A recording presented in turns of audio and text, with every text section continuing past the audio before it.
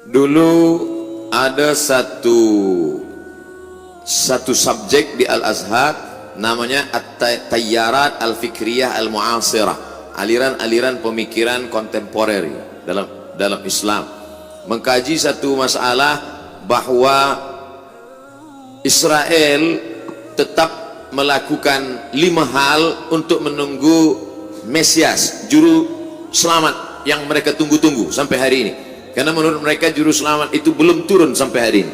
Yang pertama, semua Yahudi mesti kembali ke bumi yang dijanjikan Tuhan, Al-Ardul Mau'ud, tanah yang dijanjikan Tuhan. Itu syarat pertama. Maka pada tahun 1946 mereka pun beramai-ramai pindah. Hari ini 5 juta penduduk Israel sudah kembali, yang dari Maghribi, yang dari Rusia, yang dari Europe kembali dengan syarat ibu, sebab mereka melihat nasab ini dari puak ibu.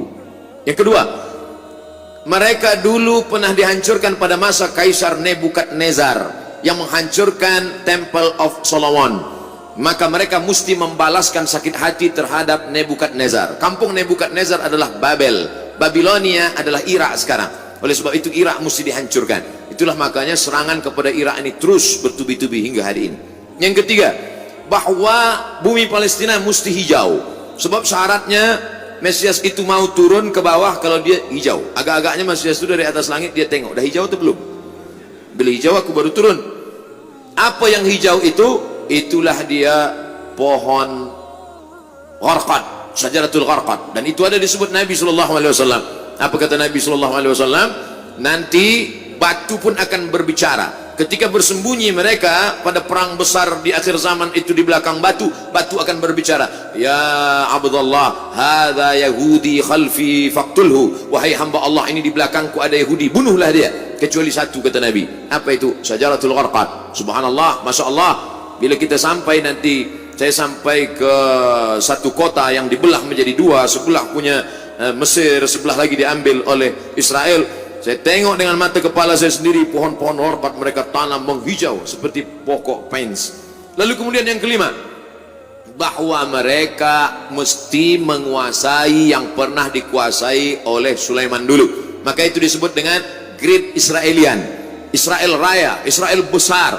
Mana batasnya? Dari 2 sungai, dari sungai Nil di Afrika hingga ke sungai Efrat di Irak. Maka batas negara mereka itu adalah 2 sungai. Maka dalam bendera dia dibuat ada bintang David, bintang David, lalu segi 6, lalu di atasnya ada garis warna biru, di bawah ada biru. Yang di atas biru itu sungai Nil, yang di bawah biru itu adalah sungai Efrat. Maknanya kerajaan mereka dari Nil hingga ke Efrat. Yang kelima, kalau nanti mereka berkuasa di dunia, maka selain daripada mereka akan menjadi ghaim. Ghaim itu adalah keledai tunggangan. Yang bukan dia akan menjadi ghaim. Siapa dia?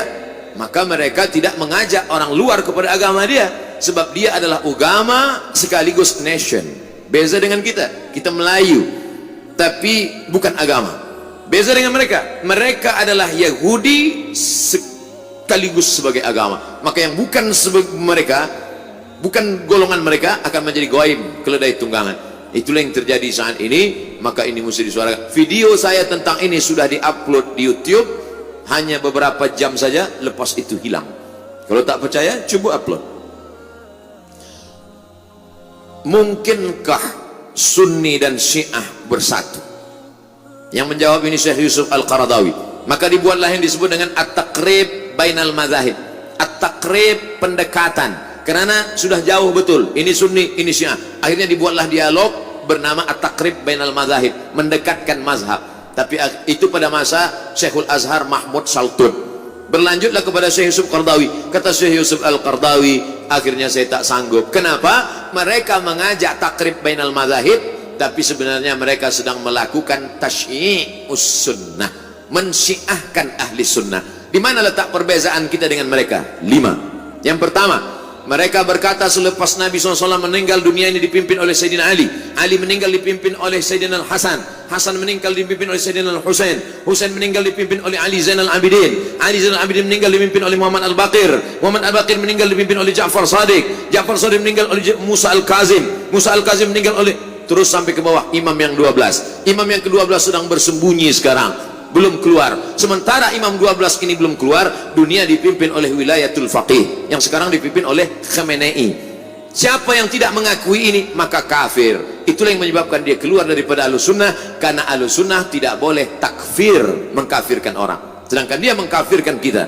Dua, selepas Nabi SAW meninggal dunia maka ada wasiat kepada Sayyidina Ali, maka orang yang mengambil wasiat membatalkan wasiat itu berarti kafir. Abu Bakar dan Umar kafir. Makanya ada doa laknat sonamai Quraisy. Selepas sholat subuh mereka laknat, Allahumma la'an sonamai Quraisy. Siapa yang dimaksud dengan sonamai Quraisy? Abu Bakar Siddiq dan Umar ibnul Khattab. Wa ma Muhammadun illa rasul. Muhammad itu seorang Rasul SAW. Qad khalas min qablihi rusul. Sebelum-sebelumnya Rasul sudah meninggal. Afa immata, kalau dia mati meninggal dunia, au qutila, atau dia dibunuh. Apa kata mereka dalam tafsirnya? Qutila, Muhammad SAW mati dibunuh. Siapa yang membunuhnya? Sammahuma, sammahu. Ada dua orang perempuan yang sudah meracunnya. Sejahat-jahat perempuan adalah mereka berdua, sejahat-jahat lelaki adalah bapaknya. Siapakah dua perempuan itu? Aisyah paling jahat, bapak Aisyah Abu Bakar. Hafsah paling jahat, bapak Hafsah adalah Umar. Sejahat-jahat perempuan Aisyah dan Hafsah, sejahat-jahat lelaki Abu Bakar dan Umar. Tiga, sahabat Nabi yang beriman hanya Muaz, hanya Abu Dzar Al-Ghifari, Salman Al-Farisi, Miqdad bin Aswad. Selain daripada itu sahabat itu kafir murtad. Sedangkan kita Ahlussunnah berkata as-sahabah udul. Abu Bakar Siddiq radhiyallahu an, Umar bin Khattab radhiyallahu an, Ali bin Abi Thalib radhiyallahu an. Sedangkan mereka mengatakan laknatullah alaih. Yang keempat, mereka berkata bahwa ada namanya taqiyah. Kalau kebetulan yang hadir ini ramai adalah Ahlussunnah wal Jamaah, maka ketika dia ditanya, engkau Syiah apa Sunnah? Dia akan berkata, ana Sunni. Sebab yang banyak ini Sunnah. Tapi kalau yang di sini yang datang adalah Syiah, ditanya, awak Sunni apa Syi'i? Ana Syi'i. Ini namanya taqiyah. Kalau yang kebetulan datang 50-50, 50 Sunnah, awak apa? Ana Sushi. Sunni Syi'i. Taqiyah. Dalam Islam tak ada taqiyah. Sedangkan mereka mengatakan at-taqiyah minad din. Taqiyah ini minad din. Siapa yang tidak bertaqiyah maka dia tidak beragama. Tidak beragama Syiah maksudnya. Yang kelima, mereka memahamkan ada akidah mereka disebut dengan mut'ah. Hari ini mut'ah luar biasa. Berapa banyak orang terkena penyakit. Seorang dokter medikal di Bandung, dia buat dalam buku, dia tulis buku itu. Dia bercerita bagaimana seorang perempuan yang memakai niqab, memakai cadar datang, tapi dia terkejut kenapa terkena, maaf, penyakit sipilis. Kenapa terkena sipilis? Rupanya ikut jamaah. Terlalu banyak guna Van Rijk kena virus. Oleh sebab itu maka kita tidak mungkin bertemu. Nata'awan fi mattafaqna. Mari kita bersama menjaga persatuan umat pada golongan antara Hanafi dengan Maliki, antara Syafi'i dengan Hambali, antara Ahlussunnah wal Jamaah. Tapi kalau sudah kepada Ahlul Bid'ah, maka dalam hal ini mesti, alhamdulillah, Malaysia merupakan kerajaan yang tegas dalam bidang ini.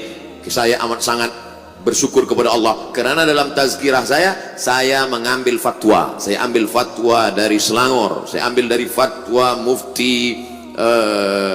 Mufti Johor, saya ambil. Bila umat bertanya, ini bukan fatwa Abdul Somad, ini fatwa dari bumi Melayu. Kenapa? Karena umat ini akan dijaga oleh ulama. Kalau ulama diam dalam masalah ini, maka habislah, umat akan diterkam oleh serigala-serigala. Maka mesti dijaga oleh ulama. Wallahu a'lam bishawab.